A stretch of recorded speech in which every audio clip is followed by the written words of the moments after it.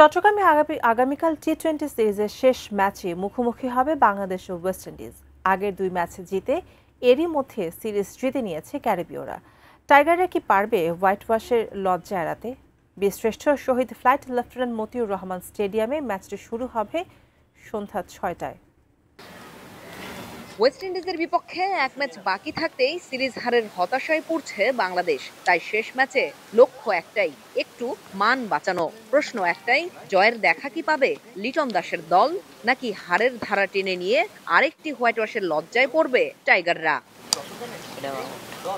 এদিকে সিরিজ আগেই নিজেদের করে নিয়েও ওয়েস্ট ইন্ডিজ থেমে থাকতে নারাজ। গত বছর নিজেদের মাটিতে বাংলাদেশের কাছে ধবল ধোলাইয়ের ক্ষত মুছতেই এবার ৩-০ ব্যবধানে সিরিজ শেষ করতে মরিয়া ক্যারিবীয়রা। ম্যাচের আগের দিন ঐচ্ছিক অনুশীলনের পাশাপাশি সাগরিকার উইকেটটাও খুঁটিয়ে দেখে নিয়েছে দলটি। অন্যদিকে নির্ভার থেকেই যেন হোয়াইট ওয়াশ এড়াতে চায় বাংলাদেশ। ম্যাচের আগের দিন হোটেলেই সময় কাটিয়েছেন লিটনরা।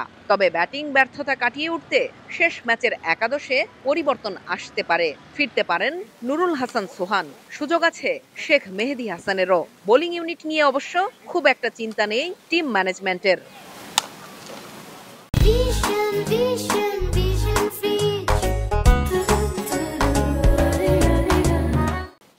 শেষ ম্যাচে হোয়াইট ওয়াশ এড়ানোই এখন মূল লক্ষ্য বাংলাদেশের।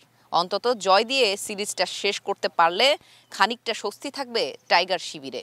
কেননা এরপরেই ঘরের মাঠে আয়ারল্যান্ডের বিপক্ষে টি-20 সিরিজ খেলবেন লিটনরা। জেনিয়া চিসিম, এটিএন নিউজ, চট্টগ্রাম।